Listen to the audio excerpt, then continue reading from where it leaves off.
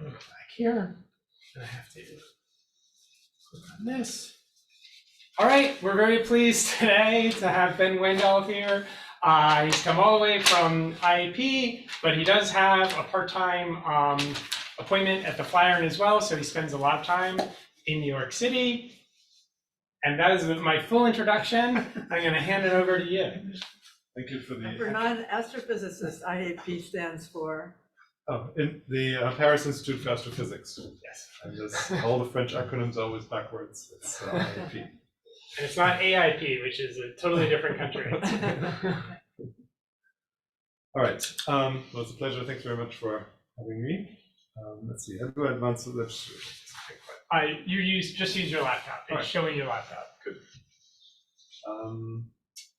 Good. So let's get started. My topic is AI-driven discoveries at the frontiers of cosmology. So I expect to have a varied audience here. I have some introductory slides, but this is an Astro audience. I'll go pretty quickly over the introductory stuff. I list a partial set of my collaborators that are that have contributed, that have actually done all the work, of course. So this is the playground of cosmological physics. I'm a cosmologist, and my goal is essentially to take all of the things that we can see on our cosmic light cone, all the things on the left, and turn them into insights about things on the right. And of course, everything that we can see is on our cosmic light cone. There are some other things that add to our knowledge that are inside the light cone, but I'm really taking this very global approach, and I'm hoping to set out a vision of how to solve these kind of very global problems. And one key reason why I show this past light cone is because there's an important part of it that we'll get to in a minute. The point is that this light cone, we're actually filling this light cone up with observations. We're living in a golden age of astronomical surveys with cosmological importance. There's a whole set of them here. Your favorite survey is also on the slide. Okay, so all our favorite surveys are here. That's right. And what we want to get out of this, I mean, the right-hand side, this sort of physical story that comes along that we try to uncover about the history of the universe, and has these components. It's about the cosmic beginning. So what banged at the Big Bang? What created the initial perturbations? What was responsible for giving us a long-lived, smooth, homogeneous isotropic universe that we can perturb around? We want to know what's in the universe, so the cosmic recipe, and we want to know how the universe expands, because that gives us some hints as to what the future of the universe will be, cosmic fate.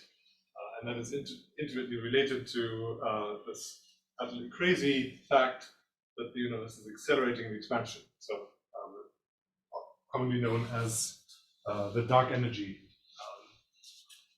question. So we want to know the dynamics and expansion history and expansion geometry of the universe. So here's what all these parameters mean. I'm sure you're all familiar, I don't have to go through this. And so on this past light cone, I want to highlight this bottom part of it, because it's very important, because this is the part that you need to, it's all really that you need to know to predict everything that we can possibly observe. So because the world lines of this bottom of the past light cone go up on this diagram, anything that, basically if you know all of the boundary information there at the bottom of the light cone, anything that you might see on the light cone is just a consequence of causal physics. And you have to know that physics, of course. Right, but the point is that from a theoretical point of view, all you need to specify if you want to predict everything in the universe is that bottom part of it. So it's of singular importance. And then in order to do that requires, of course, knowledge of the physics and the ingredients and all the other things that I mentioned. But it's an important part. So the initial conditions of the universe on this bottom right cone are part of what we want to learn. And because obviously I've suppressed the dimension with my light cone picture there. If you actually look at what that disk looks like, it's actually a ball visualized here as a set of concentric spheres, but really it's a filled ball, and the colors represent a random realization of these initial curvature perturbations that are consistent with what we currently know about cosmology. The statistical properties of that are consistent. And our word line starts off right in the middle. There's a set of shells here that are the places where, for example, some of the word lines here intersect that light cone where we see the cosmic microwave background. And then as we get closer to us, those initial conditions here will have an effect on the structures that we see nearby us that we will chart in these galaxy surveys that I just showed you before. So this is kind of the global cosmic view of the universe. And the business that we're in is to take these initial conditions and then apply known physics together with these various parameters to then predict the observable universe in all its various observables. And if you, so that's the forward direction. And then, like I said, the thing that I'm actually interested in is to go from the right to the left. So this is the cosmological inference problem. And that's really setting the scene for the rest of the talk. So this is what I will describe, is how to go from observations that probe this past light cone to learning about the initial conditions and all of these parameters. Nothing more or less than that. So let's start with a very simple example, an example that's doable and in fact has been done. And that's the cosmic microwave background. Here I'm showing the Planck temperature map of cosmic microwave background anisotropies. And we can do this problem with the CMB because the CMB is particularly simple. So why do cosmologists love the CMB? The reason is that the CMB has a number of symmetries and a number of features that make this program that I just outlined before particularly simple and achievable. So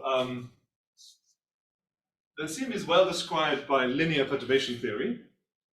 And so if I write down the most linear combination, if phi k here are my curvature perturbations that I just visualized for you in Fourier space, so I just did a Fourier transformation. And because it's linear perturbation theory, there's some linear operator here, some that I can give some indices that turns these k vectors, phi at all points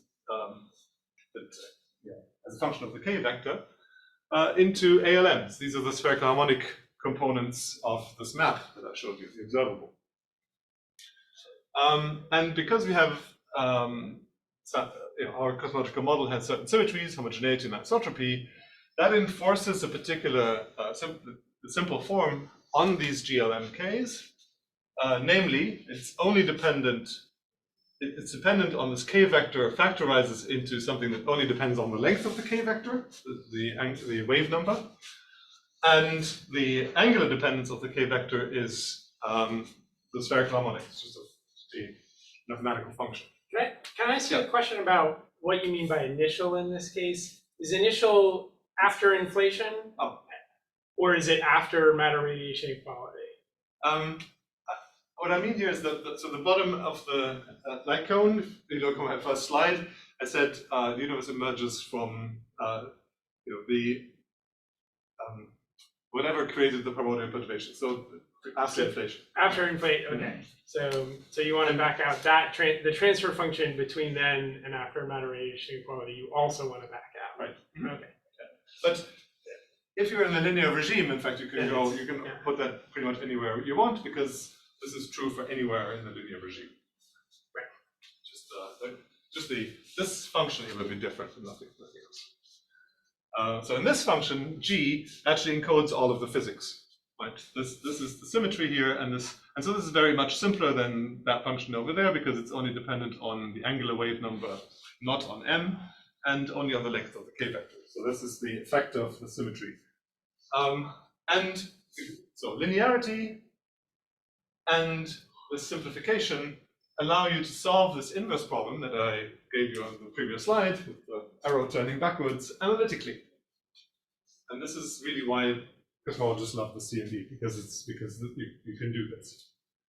And so here's what comes out of this. This is sharing with you a personal moment of cosmic awe, because this is not the map that's in the papers. This is the map that appeared on my screen when I did exactly that with the Planck data. So I led the non-Gaussianity analysis in the Planck data, part of the primordial non-Gaussianity analysis to understand the statistical properties of these initial perturbations. And here they are. So this is one slice in that ball that I showed you.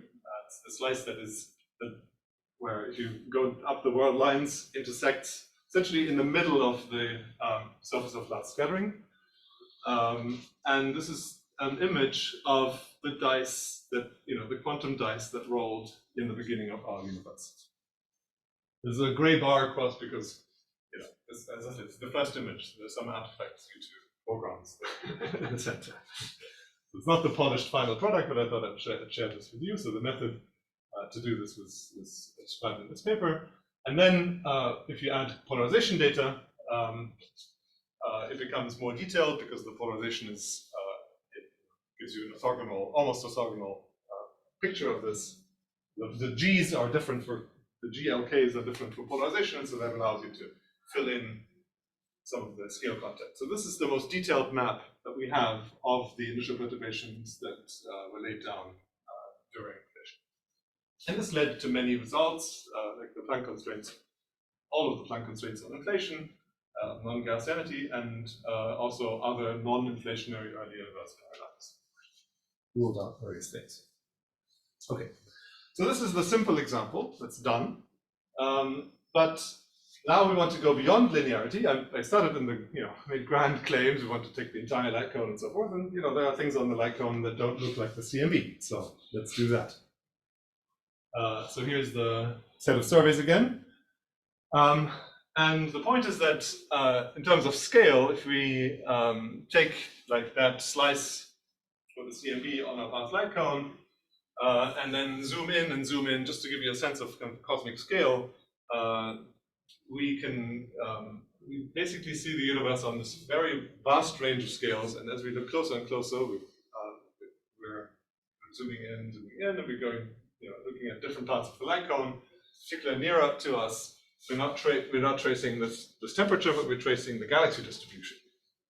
And clearly, there's also structure here somehow, right, that was discovered, let's say, in the 70s for the first time. And since then, I've had an exponential increase in galaxies in surveys ever since, and actually will continue to be. So the exponential growth will continue for some time. All right, so oh, and by the way, you're here. All right. So how do we deal with this complexity on the small scale? So you see this nice linear story on very large scales in the cosmological background in the early universe, and then as we get into the more and more recent universe, the story becomes more complicated. Our observables are more nonlinear. This is a simulation of the dark matter distribution that's traced by these galaxies, and it looks pretty complicated. How do we deal with this? Well, one way you could deal with it is just to smooth it all away. You apply the central limit theorem. You apply the hierarchy of structure that large scales are still relatively linear. Small scales are nonlinear. This is due to the way that gravity works on these initial perturbations as the universe expands. And you could just do this. And this is basically where we are, roughly speaking, now. Right? We have cosmological constraints on structures that are scaled roughly on the scale of 50 megaparsec. So And all of the small scale structure that you see on this previous image, very, very little of that is actually used for cosmology. Basically, the emergence of this cosmic web of voids and filaments and sheets and so forth is indicative of, is a consequence of the nonlinearity that spoils this nice symmetric linear approach that is feasible and where you can do analytical work. So what do you do? Well, one thing you could do, I mean, I'm showing you a computer simulation, so clearly we are able to simulate this at some level. So can we use computational models then? Since the analytical approaches become difficult, can we do computational work? So I'm going to talk about two approaches to this. One is what I like to call explicit inference, and you won't be surprised that the other approach is called implicit inference. So the explicit inference is where you write down an explicit model of the full physical and stochastic properties of the data given parameters, your cosmological parameters. And theta might also include, in fact, a representation of the initial conditions. Might be like a billion numbers describing the details of the initial conditions. It's this ball that I showed you. This model is called the likelihood. There's no reason for that to be Gaussian, or clearly it's not Gaussian for the dark matter distribution, for example. Okay, but the explicit approach does that. You then get the data, you stick the data into Bayes' theorem. So here's the likelihood, right? This is that. You specify a prior. Let's assume that you find a good prior. We have pretty good priors for the initial conditions for various good physical reasons that I'm happy to explain if you like me to, but I won't go into the details now. Then you just get this thing, this posterior. In fact, this is just a constant of proportionality. So this is the posterior distribution. And so for fixed data, this tells you what you know about your parameters given that data. Okay, this is just Bayes' theorem. And then you explore this function here as a function of the parameters and to learn what you know about these parameters. Most people do this using some kind of Markov chain Monte Carlo. And you're done. Okay, that's the explicit inference program. All right, so let's do this. The most sophisticated version of this that I'm aware of for galaxies that actually tries to do this in its full, to the full extent, is this Borg approach.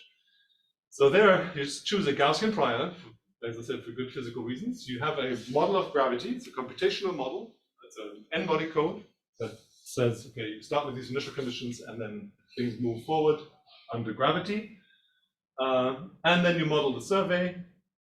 And just to be clear, Yeah. the likelihood, the way you're calculating the likelihood is by a comparison of density fields. In this case, no, it's actually in this case, the likelihood is calculated at the level of the galaxies. That's the point, the catalog. So the catalog level, how do you because I see how you calculate it with like. I mean, in practice, you discretize the catalog into a set of voxels, and so you have a number count of galaxies inside a voxel. Right, okay. And then, yeah. So that's a density field, right? Yeah, it's counts. Yeah, counts. Yeah, okay. But then you can, yeah, you're not worried about like slight differences and dealing with the likelihood of that. Differences of what? Well, like the galaxy is here instead of here. Within a cell, you don't really Within care. the cell, yeah, but it's a question of how fine you make the cell. Exactly. But, it's not, it's just a coarse graining that you can choose based on your appetite for impossible computational problems. If you make your cell very small, it becomes harder, right? Okay, so right. So, but then there's a survey model that's on top of that, and then you do a Markov chain Monte Carlo, in this case Hamiltonian Monte Carlo, and I won't go into the details of this, but what this does effectively is it takes these observations, okay, as a catalog, and each step in the Markov chain generates a set of possible initial conditions that could have given rise to the galaxies at the positions that you see them in the catalog or in the grid. And so that means every initial set of initial conditions, since you have a model for the dynamics, you also get an entire history of how all of these galaxies get assembled from these initial conditions. And because it's uncertain, because we don't have perfect data, you get a whole, like every sample in the Markov chain is just a different possible version of how those galaxies got to where they are on the sky. And this is a function of cosmological parameters and the initial conditions. And so this is a program that we started now over 10 years ago. So we've been solving this explicit problem with Markov chain Monte Carlo sampling, and here's one of those chains. So here's the galaxy. Here's the SDSS dataset. This is the main galaxy sample. Here are the initial conditions that give rise to the galaxies at these points, and here's the underlying dark matter distribution. Because we can inspect that, because we have this very detailed forward model that we're fitting to the data, we know basically we know what every bit of dark matter does from the beginning of the universe until today. So, the uncertainty here is characterized in terms of how much these different samples differ from each other. So in these regions here where there's data, you see that things don't move much at all. But here outside of the survey boundary, you basically complete this with all possible versions of the cosmic web and all possible initial conditions that connect to the observed regions in the way allowed by the physical model. Did you, I mean, this says SDSS like Galaxy Mach, but do you have a version of this which is for, up on the right, it says SDSS. Yes, no, sorry, I thought I put in the real data. The real data looks essentially indistinguishable from this. Okay. Yeah, sorry. But you did do that. Yeah, we Okay, did do that. good. It's published. Yeah. So I think I may actually have. Yeah. So here's actual data. This is snapshot. This is one snapshot out of this chain for actual data, and this is a set of posterior means. And I think the galaxy is actually in a different place in its coordinate system. It's up here. So we're looking out the wedges this way now. And you can then say, okay, if you average over all of these samples, this is kind of the best. The least square reconstruction of the initial conditions, where you don't know anything, it's just flat, and where you have information, you reconstruct the structure, and then this is what you know about the cosmic web and the dark matter based on the data. And what is the effective resolution of that? About 10 megaparsecs. So it's I mean, now this is a little bit old. The most recent versions of this go down to a few megaparsecs. And does it learn anything from the fingers of God when you're down at the megaparsec? Yeah. So if you're, so this includes the most recent versions of this include retrospace distortions. So there's the larger scale retrospace distortions. Getting the fingers of God correct is difficult. So because to do that, you have to have a gravitational dynamics model that is very detailed and gets all the orbits right, and it's very costly. And so here, the most costly gravity model that we've been using for this are particle mesh codes. So they don't typically follow the chaotic orbits of galaxies or subhalos and so forth inside a halo. So the fingers of God are a bit of a struggle, and they need kind of some effective modeling to really be taken into account. I mean, basically, you have to put something in the likelihood where you say, there's some noise that scatters things along the line of sight. Yeah, in principle, they could, they're measurements of the halo mass. Right, exactly. So they can be very, very powerful. Yeah. So there are versions of this also. I mean, I'm not going to, because I want to get to the next thing, but there are versions of this that look at the velocity surveys, for example. So you can also put constraints on the velocities. So this VM Lavaux is one of those collaborators, leading people in this, and has been looking at nearby velocity surveys that then, for example, so like cosmic flows. Yeah, right. Back to cosmic flows. Yeah, but in the fully nonlinear way. Yeah. I mean, fully nonlinear at the level of the particle mesh code. All right. So this is currently the most advanced explicit likelihood analysis framework for galaxy surveys. So are we done? Can I stop the talk now? We've finished. We've solved the problem. Of course not. And why not? Okay. So the problem is, if we go back to my program here for how to do science as a Bayesian, the difficulty is that if your data are very complicated, it's actually very difficult to write down a good likelihood. So in this particular case, it's a very complicated likelihood already. There's an n-body code in the likelihood. It's a very sophisticated likelihood. But we know that the universe isn't, gravity isn't everything in the universe. Galaxies form, it's a very complicated process. The way that the galaxies relate to the underlying dark matter is very complicated, something that we're studying intensively. And so that should go into the likelihood, but it's very difficult to put in. So there's some effective models for that we put in, but it's very, very difficult to put in at a really high fidelity level. And if you apply this to other problems, like let's say just dust and so forth, these are very, very complicated systems where writing down the likelihood can be, especially as a closed form, like we did for Borg, can be extremely difficult. In fact, it's even worse than that. Sometimes it's very difficult to specify your prior in a closed form. So for the universe, actually, it's quite easy because the initial conditions are very, very close to Gaussian. We've kind of convinced ourselves of that now. So it's a Gaussian, multivariate, Gaussian correlated prior. So that's at least somewhat tractable. We can sample from that, and so it's possible. But for many other systems, it's very difficult to write down. Like, for example, faces. Right? If you're measuring faces, like, and you want to do something with them, it's a distribution of faces, clearly not Gaussian. Just in a medium, clearly not Gaussian, etc. And the problem is that I would claim that pretty much all of modern astrophysics and cosmology is about problems that are at some level intractable at this fine-grained level. But even the cosmic microwave background now is a highly non-Gaussian problem because you're dominated by very complicated foregrounds. So it's not the signal that's complicated, it's the foreground. Right? And in fact, you're interested in secondaries as signal, and it's also complicated. Even if the probability signal is easy, but the secondaries are hard. Like it's clusters, lensing, all things that make the signal non-Gaussian and complicated. Okay, and then I also want to mention that these Markov chains can be computationally involved. You have to run lots of samples, their correlation lengths, and so forth. So it's a subject of intense research for how to make that more efficient and so forth. And this is quite an efficient code, but it does. Okay, so how do we go to the full problem? Where am I in time?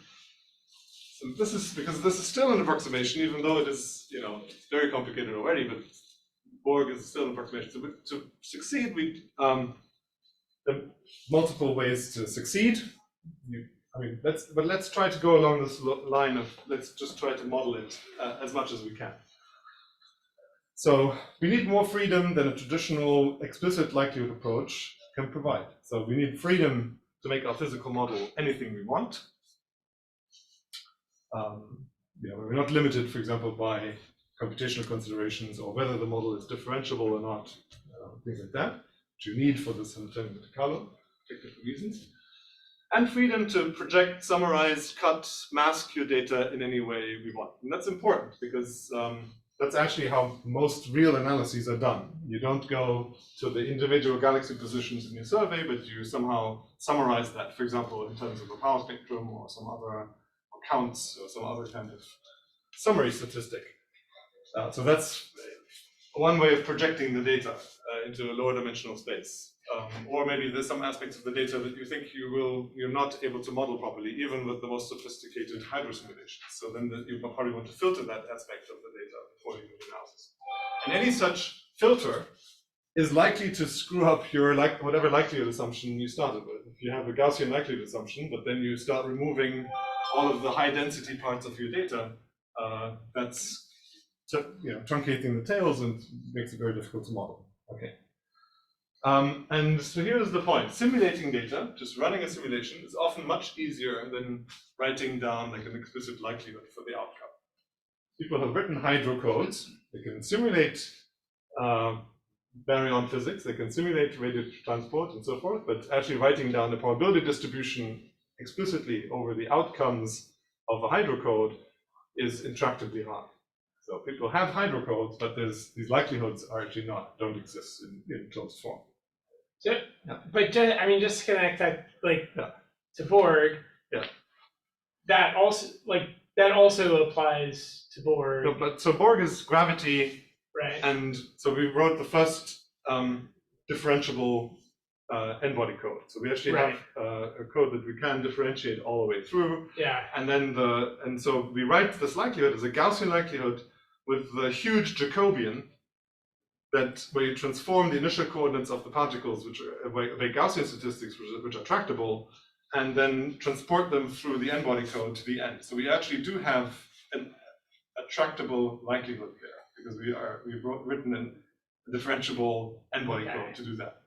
Okay. So it's a little bit, yeah. So we did that 10 years ago before there was JAX or PyTorch or things like just did by hand. So this is also currently the highest performing differentiable n-body code in existence. There are now versions on GPUs that are faster, but don't scale in memory because the GPUs have limited memory. So this is still the sort of biggest differentiable n-body code in existence. This is Borg, but these considerations are more general. So okay, the point here is so we would like to be able to analyze data if all we can do is simulate it. So basically, the holy grail of this is if you are able to generate some kind of mock data with whatever process you want, starting from some parameters, then you should be able to also analyze data and get back constraints on the parameters in a more or less automated way. So can we analyze data if all we can do is simulate it? Yes. And this is really a major shift, I would say even a revolution in astrophysics and generally over the last 5 years. The point is that even though you cannot write down the likelihood explicitly, if you can simulate, in fact, simulations are draws from the likelihood. For a given set of parameters, you run your hydrocode, you then find galaxies in it in some way, and then make a catalog. That catalog is a draw from the likelihood, PFD given parameters. So let's do an extremely simple example, just to give you a flavor of how it's possible to analyze something if all you can do is simulate it. And I invite you, with this example, to count the number of times that I evaluate the likelihood or evaluate the prior in this very simple example that I'm going to do. Okay?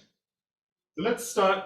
This is a general way to think about Bayesian statistics. You have your parameters this way, and you have your data this way.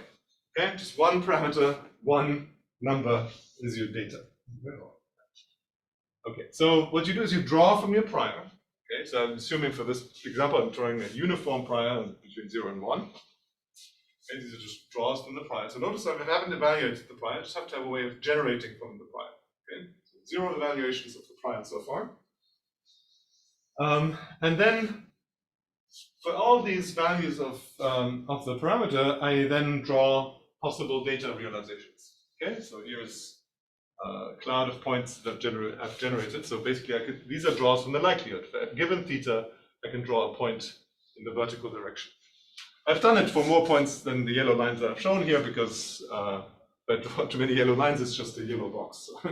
So just to give you a sense. Okay. So now this, by this very elementary identity of probability, if you have p of x and y, you can always factor it as p of x given y times p of y, right? So this is what we've done, drawn from p of theta, and we've drawn from p of d given theta. Because of this factorization, these are now samples from the joint distribution of data and parameters. Great. Then we go and take some data. Okay, so we measure that number here. This is just a possible data set. So this is our data set here, and that data says we are actually here in this diagram. And then this slice through here, I measure the density of points along the slice. That actually is the posterior distribution. Why is that? Because this factorization works both ways. We can also do p of y given x times p of x. So remember, first I draw p of theta, then d given theta, and now I'm doing the opposite. So this slice here, so this slice is p d given theta, this slice is p of theta given d. That's the posterior. So we just count the number of simulations that are that correspond to this data value, then I'm done. So you need a way of measuring a distance between the point and the line, Right. So and then you need some condition on that distance. so for this particular way of implementing this, it's true. I can't just draw an infinitely thin line because that will not intersect with any of my simulations. So I have to go and make it a little bit thick.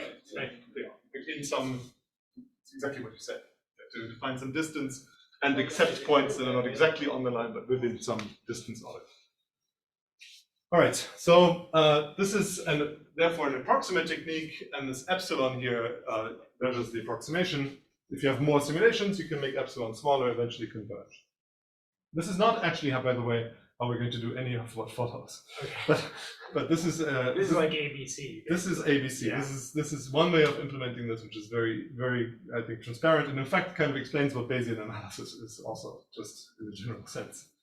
All right. So then you find the points that are near your line, you histogram them, and that histogram here is posterior, and it turns out the true parameter value that I used to generate this data point was actually here. So if you're lucky, the posterior actually covers the true data point. Okay, so here's our posterior. And if you counted how many times we evaluated the likelihood of our prior, 0. We didn't have to evaluate it at any point. Okay, so this is an example of implicit inference. Implicit because likelihood and prior are not explicitly specified, but implicit in the simulation. Actually, simulation is kind of a special case in whatever you used to generate that data given the parameter. Okay, or even if you happen to find some, maybe not for the cosmological form, but if you happen to find some data parameter pairs, you can put them on this plane and then do this problem. So this is known under different monikers. This is called likelihood-free inference, which I don't particularly like because there is a likelihood, it's just not explicitly written down, it's implicit in the simulations. Sometimes called simulation-based inference, which is almost always appropriate, except when your generating process is not a natural physics simulation, but could be some other way of generating data. It could be a neural generator, or it could actually be running experiments or something. And the particular version that I showed you here is called approximate Bayesian computation. So then machine learning takes us the rest of the way, and it turns out we can recast these inference problems. So go to initial conditions from galaxies, or go to parameters from some survey as optimization problems that we can solve using the technology that we now have available with typically with neural networks, because neural networks are really good at solving optimization problems. Okay, so let me give you some examples of that. Well, first maybe to take a moment to just realize the enormity of what has happened. So over the last 5 or 6 years, we now are at a point where many problems that were considered completely impossible before are now solved, and even to now almost routine. So, for example, automating the finding of informative data summary statistics from simulations. So this is, for example, computing score functions or Fisher information for otherwise intractable models, or the other methods. So calculating posteriors or likelihoods or priors for intractable models. This is using these implicit inference techniques. Something called likelihood ratio estimation, which is sort of the first version pioneered by Kyle Cranmer, who was here, or Delphi, which is a different version that we worked on at an early stage. So density estimation, likelihood-free inference. We have ways now to go directly from the data to, for example, the mean of the posterior or the variance of the posterior. If you don't care about the details of the distribution, just want to know kind of what's the value and what's the error bar, you can directly go to those. And we even have now methods that generate posterior samples, kind of like what I showed you with Borg, but for huge nonlinear inverse problems that are intractable otherwise. And I'll show examples of that. So yeah, you said this the other day at the conference that these were what's the word you use, solved and sort of done as a matter of course, which I would sort of disagree. I mean, I'm not disagreeing with the advance. I'm just is like, I think there's a long way to go to bring this to a lot of areas of astrophysics and even cosmology. Right. No, absolutely. I mean, but I think the framework is now there, and these methods exist. And what we're finding is actually, compared to this explicit like Borg, we were lone pioneers trying to do something that everybody thought was impossible. Right. And it took a long time for people to get interested in that. And now we have colleagues at the same conference that are now saying you should be sampling from these explicit likelihoods and so forth. Right. Yes. Yeah. You know what I'm talking about. So there's some adoption now, but this is becoming more mainstream. But these intractable models, because of the ease of use, actually have a completely different dynamics. People can now do this so quickly and so easily that I'm more worried about people not being careful, because you do need to be somewhat expert still for validating this in the application. And then very recently we also have ways of computing, of doing model comparison, which is actually typically not done because even for tractable models, this is often extremely computationally expensive. And so just last week we had a paper out, to 5 time I'll discuss, where we can now compute relative probabilities of models with much more easy. So this is being recorded. There's a bunch of references here at the bottom. Some of those I will now discuss, but I probably won't have time to go through everything. So if you want to go back and check this out, there's some references out there. Okay, so the first example is what's typically called variational days. I mean, NYU has an illustrious history here with people involved in that. And the particular version of that is the following. You write down, the idea basically is you have this, remember this diagram with all the points? So you have the joint distribution of parameters and data. And it turns out you can just simply fit to that distribution. If you have a distribution of family of probability distributions, you can fit to that distribution. And then evaluate that on the slice. This is density, it's also called density estimation likelihood for inference.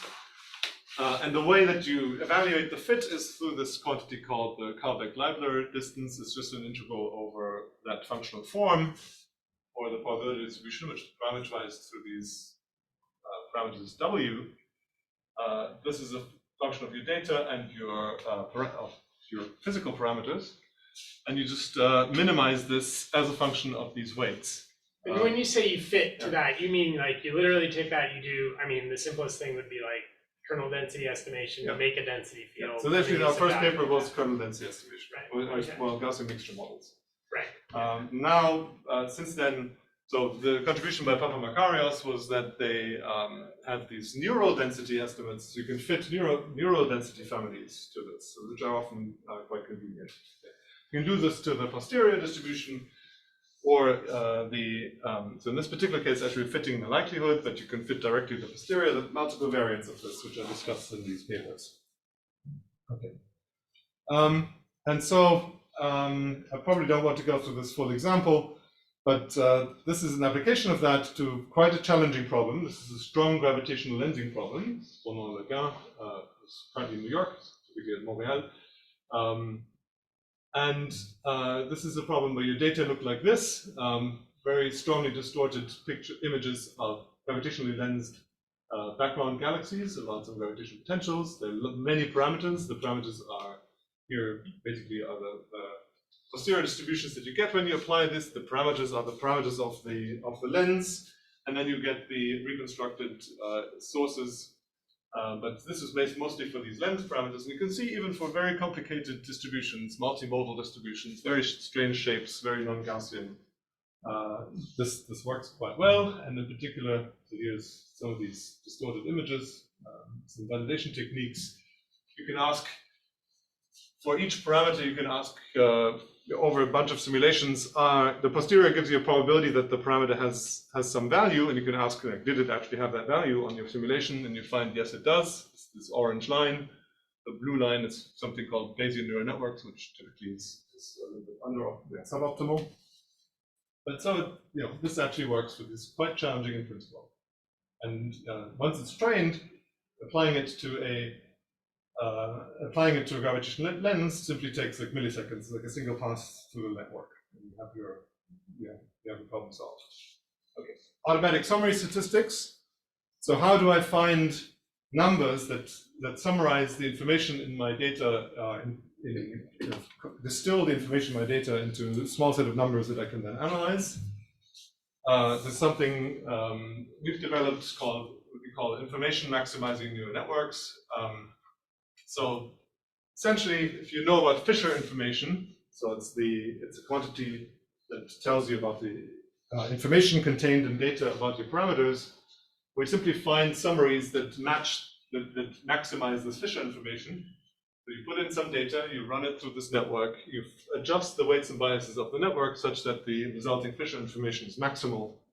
And that is then something that you can easily turn into parameter estimates. So here are examples of that applied to Gaussian random fields. That's a tractable case where we know the truth, and the truth. So the truth is the exact likelihood is the green function, and the sorry, which way is it? The exact likelihood. Colors didn't come out right. The exact likelihood, I think, is one of the two. They're so similar, I can't tell.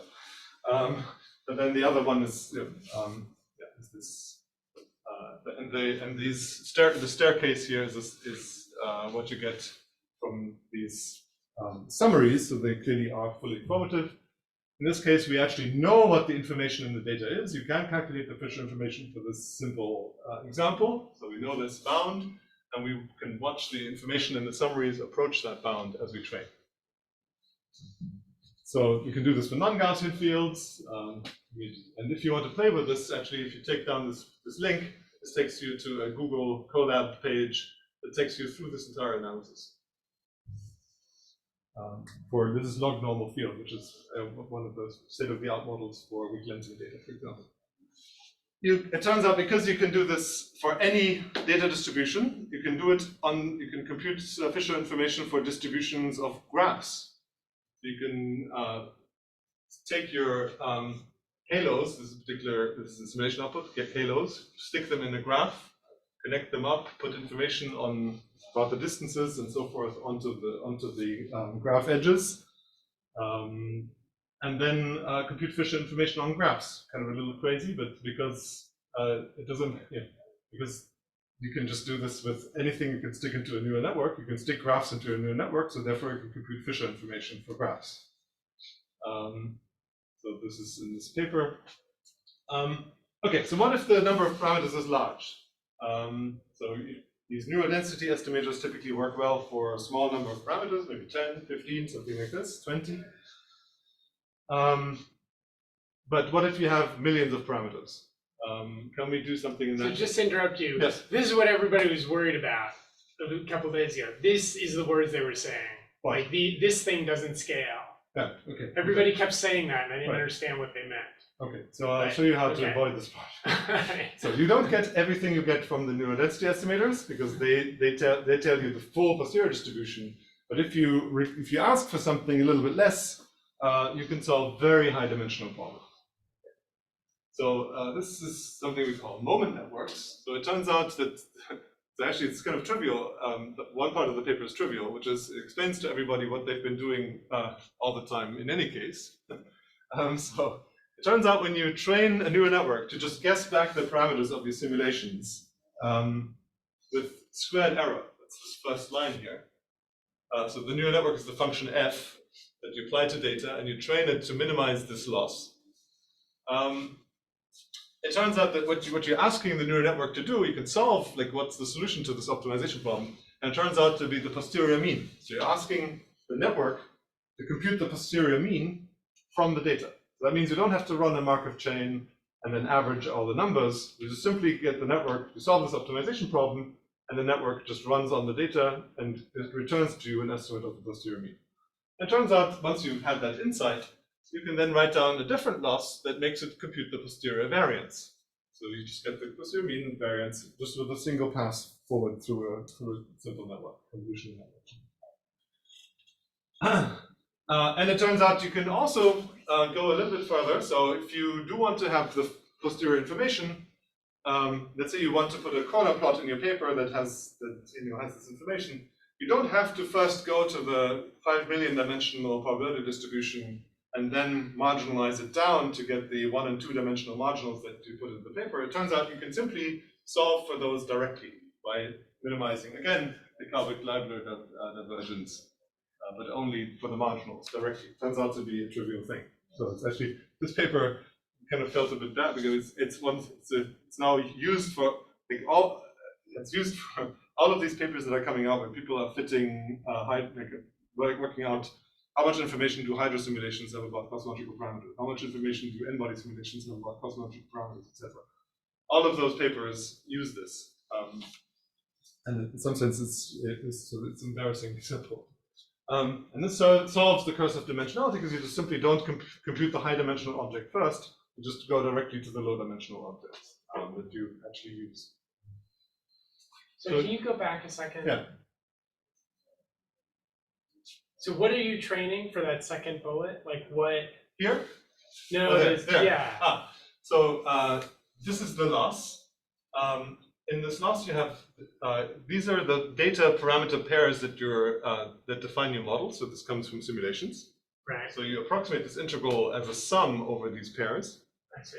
And then you compute this logarithm of your approximation from the neural family, which is a function of the weights and biases of the neural network, to, let's say, a two-dimensional marginal distribution. And it turns out when you solve what is the Q that you get when you minimize this quantity, it turns out to be the two-dimensional marginal posterior for Qi and for theta I and theta j.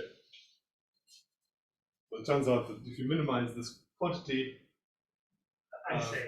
over a training set, then you get a function Q. When you apply it to data with learned weights, will produce a function which is of two parameters, which is the posterior that you would put in your corner plot in the paper. Okay. So here are examples of this. This is cosmology and astrophysics from full hydrodynamical simulations, black hole, star formation, and everything. So you're familiar with camels.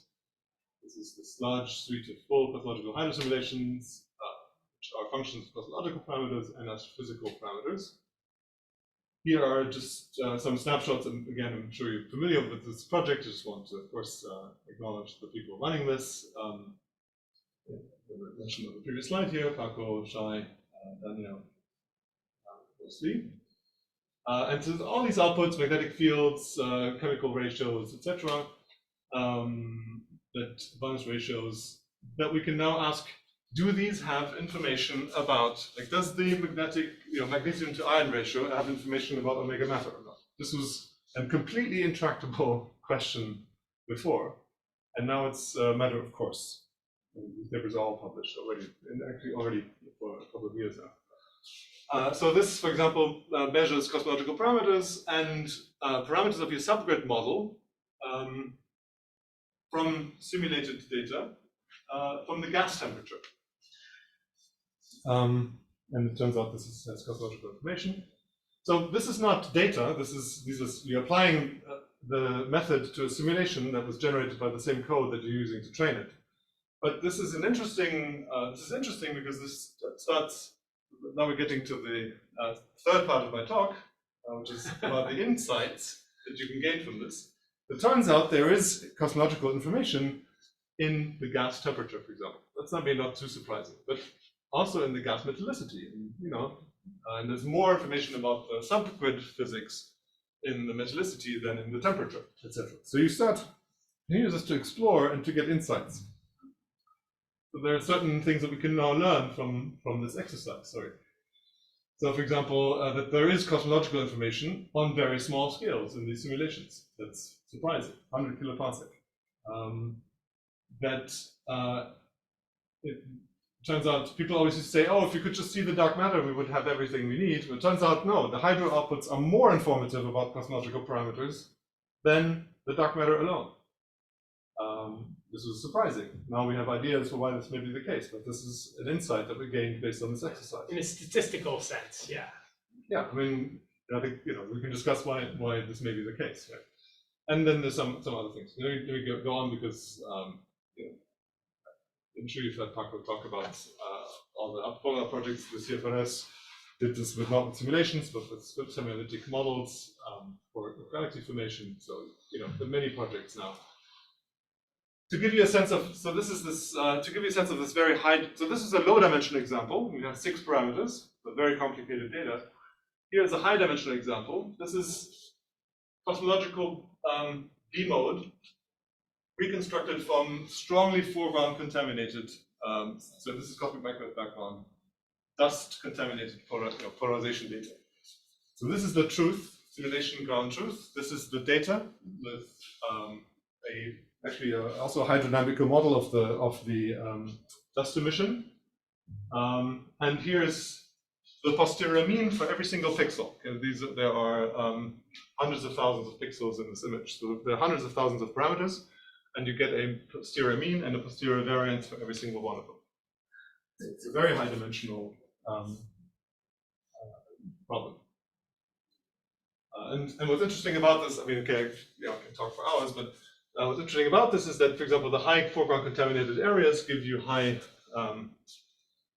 variance. That would not be the case if you were applying some linear filter to this. Linear filters would give you constant variance estimates. It's non-linear, it depends on the actual data. The variance depends on the data. Validation works.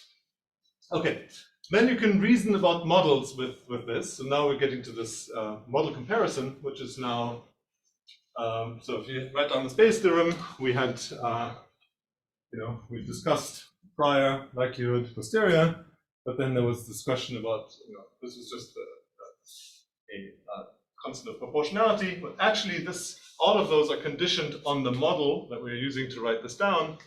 And if you have multiple models, then these evidences become very useful because they are the ratio of the evidence of model I and model J would tell you how your posterior belief about the truth of these models updates from whatever you thought before.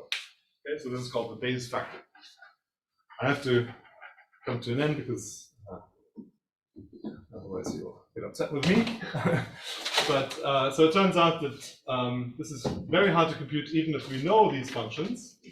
Typically people use, so because you have to solve this integral, so in high dimensional parameter spaces, this can be a hard integral to solve. It turns out, again, there's simple losses you can write down that give you optimization problems. You have a network that just acts on the data and spits out the log Bayes factor once you've trained. A particular variant of this just gives you very high accuracy Bayes factor estimates that when you compare them to the state-of-the-art sampling methods, nested sampling with polycode, always give you higher accuracy, smaller root mean squared error. For all, basically, in this was selected so that the computational cost was always about a factor 10 less than the sampling technique. So, and it's explicitly independent of the number of parameters, actually, which is another kind of surprising thing that I invited to participate here. Okay, let me just flash briefly. So it turns out we can also do high dimensional sampling, and we go back to the initial conditions that I mentioned in the beginning. And here explain what diffusion models are, but it turns out we can use these neural sampling techniques to generate from the posterior distribution of initial conditions. So there we take a full n-body code. This is the first time that we can do this with full n-body, not just particle mesh sort of coarse grain. So this is using the Quixote data set to train. And so here's an output of such a full n-body code from Gadget. This is not a differentiable n-body code. This is just an n-body code that's run forward. And here are samples of the initial conditions that could have given rise to this output. Okay, so here's a particular slice. So you see that this is the truth. This is a sample. So you clearly see that they are highly correlated. This is the present day distribution that we started with. And you also get the uncertainties. So here's the variance map. This is a slice through a 3D distribution. So at the corners, you get more variance, and the high density regions have higher variance as well. I can explain to you why that is. So it's very easy to understand because that's where the initial conditions collapsed. So high density destroys information. We measure the accuracy of these They're very accurate all the way to the Nyquist frequency of these boxes. Okay, and I think probably have to skip over the last part of the talk. There's some fun additional stuff for how to actually now use these techniques, that we have developed, which now essentially all of these techniques answer this question: does A contain information about B, and how much, and quantifies that. But now we can go further and be inspired by this to do extra science. So here's a paper that came out last week where I encouraged my collaborators, and I got no pushback whatsoever, to mention in the abstract that this study was inspired by machine learning. We had run a machine learning technique and found that there was information that we didn't know where it came from. And then this paper is not about machine learning. This paper uses a traditional statistic, but it was inspired by machine learning results. So the ability to answer this question, does A contain information about B, can inspire you to do physics that you might not have thought of before. And this is giving examples about learning about primordial non-gaussianity from the nonlinear distribution of matter in the late universe. Okay, skip this. And I'll skip the last part of the talk. Ask me about it. This is an investigation of, can I use this to go further in terms of conceptual understanding? Can I use machine learning to find the relevant or the most important degrees of freedom of a problem? And so we've come up with architectures that allow you to sort degrees of freedom according to importance. They have very good compression properties. They compress semantically rather than just to minimize, to maximize information. And we can look at data sets, rank data sets according to complexity, and do fun things like, for example, ask what's the most important thing about that image, and it tells you it's a clock. And then it's also it's a tower with a clock. And whereas if you just go and do a linear compression, you don't get this as the most important thing in the beginning. Actually, the most important thing about this image, the first one is nothing. The second, immediately, you can see immediately it goes to, it's outside, it's a tower with a clock. I don't understand what it's doing. Maybe take 10 seconds or half a Okay, minute. if you give me the time, I'm very happy to explain this in detail. What it does is, these image generation models that I'm sure you've seen, DALL-E is this is actually DALL-E. What they do is they generate images from the manifold of all possible images, but in such a way that they're conditioned on a semantic, on a set of numbers that encode something semantic about the image. So if you write the text, a clock tower with a particular clock, etc., that text gets transformed into a vector that is designed to contain that information. And then the image gets generated conditioned on that vector embedding. Okay, this is called a clip embedding, semantic embedding. So what we do is we compress that embedding and we ask over a whole set of images in this training corpus, what is like the most important degree of freedom in the embedding? What's the second most important? What's the third most important? We sort it according to importance. Yeah. And so that's this. And then this is, we just do principal component analysis. Sorry, what set of images did it? Yeah, no, okay. So, and here we're just basically saying, okay, now we only give you the most important bit of information, but not the second most important, the third most important, and so forth. And then we open up for more, like a few more, and so forth. We basically tell it the most important thing, the next most important thing, and so forth. And what's very interesting is that the first one is when there's no information, so it just puts a random image. The second one, it's outside. The third one, like immediately it tells you there is a clock and it's on a tower. Whereas the other one is struggling and finally, it still thinks it's a lamppost, and eventually said, okay, now I have enough information. But here it's clearly immediately zoomed into them. Yeah, it's sort of visualizing the fact that this what we call information ordered bottlenecks allow you to extract the parts of the data that are most important according to some criteria. And here the criterion is the distribution of these latent vectors over the image corpus that we're looking at. All right. So that's it. We're now exploring this for all kinds of other applications. For example, galaxy spectra and AGN spectra, asking like what is the what parameter combinations does the CME actually constrain, or you could do a structure, power spectrum.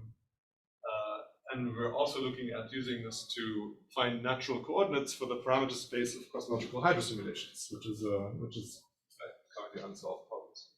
So that's the end of my talk. Sorry for going long. Thank you.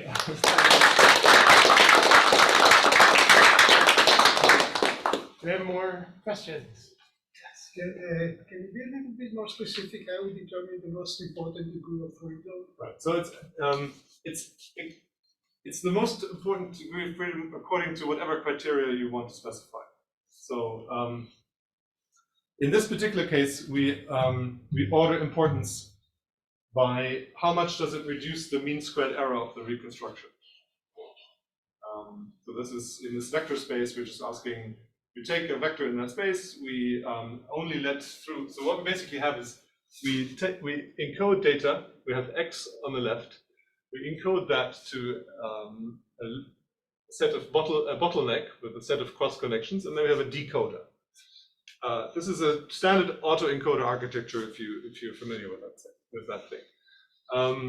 The point is that with an autoencoder, you restrict the bottleneck. So you say, I'm only going to train maybe, I open 5 connections, or I open 3 connections, or 10, whatever it may be. And that restricts the kind of the dimensionality of the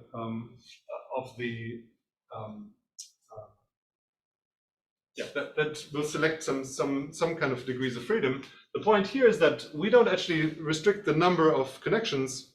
We're introducing a particular loss that favors putting the most important information through the first, then the second, then the third, then the fourth, and then the fifth, and so forth. And what do we call most important? The way you train these autoencoders is you stick in X, you encode, goes through the bottleneck, you decode, and then you ask, does Y differ from X? And so that's where you say what is important to you. If you say squared error is important to me, then you put squared error. But the loss function is up to you. If you have a loss function that encapsulates, for example, what is an important physical degree of freedom in a dynamical system, you can apply that. And this will tell you, this will isolate a nonlinear projection of your particle system, for example, that is most important according to that loss. So there's a lot of flexibility for applications here. I think I understood what you said right now, and if I understood correctly, you tell it what's important to you. You tell it what's important at the level of the data, and it finds an embedding that makes that importance manifest. Basically, it says that it finds a parameterization, where the first parameter is the one that controls most of that reduces the error most. The second one reduces the error second most, and so forth. So so just like it's very analogous to principal component analysis, which is a linear version of this. Principal component analysis, you have a cloud of data, you fit an ellipsoid, a high dimensional ellipsoid to that cloud, and then it orders the principal directions, so the axes of that ellipsoid by length. That's principal component analysis. This does it with a nonlinear embedding. So basically you fit this manifold of data with some curved space, but you get an ordering on which are the most important directions in that space. Yes. So if I understand that loss function correctly, Yeah. it's you are actually modifying the loss function of the autoencoder. So Yes. Yeah, it's not an autoencoder. Right. Yeah, that's why we call it something else. I see. But the architecture is the autoencoder is the loss function is a weighted sum over loss functions. Basically, so there's a weighted sum here, and this turns out that linear decay on these weights is the one that does the trick. There's a long exploration here of all kinds of different loss functions that led to that result. Well, that wasn't actually quite my question. Okay, yes. The question is that it's a modified objective, so it's Right. so you're Speaking, you're getting a different network than you would if you were treating a conventional network. Yes. And is there any resulting kind of hit in performance compared to? There is it's very interesting. There's not a straightforward answer to the question. So here, for example, I sped through this because I was aware of the time. But so, for example, here, if you take this, so the data, if you take as a data set, a three-dimensional data set, it's an S shape with noise kind of into the page. So if you open nothing, it just gives you the centroid. If you open one direction, it gives you the S. Okay. Whereas PCA just gives you some kind of some straight line that is sort of goes through all the points in some cool way, in a way that minimizes mean squared error. And then if you open the second one, it says, oh, the S is thick. Whereas the PCA just needs two dimensions just to get the S. So that's, and you can see, so then here the relevant line is this. So the orange line tells you how the loss decreases as you open more connections. And so it's much better than PCA. If you train separate autoencoders, you get the red line. So then you don't have the ordering property, but you can ask, like, okay, how much information do I get if I just do 1, 2, 3? But you don't get this training all kinds of different autoencoders with different embeddings of different dimensions. In our case, we just train a single embedding once, and then you can open or close as many as you want and explore the importance of these different dimensions. So, and you can see that the performance is very similar. In fact, for one of these, we're getting slightly better.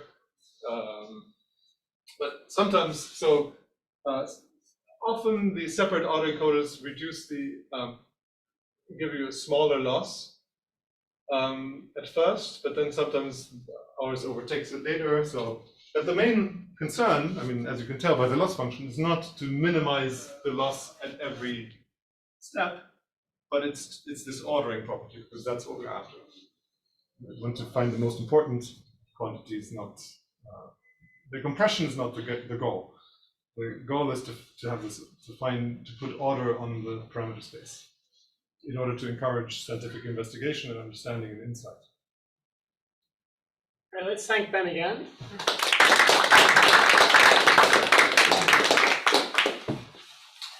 That's great.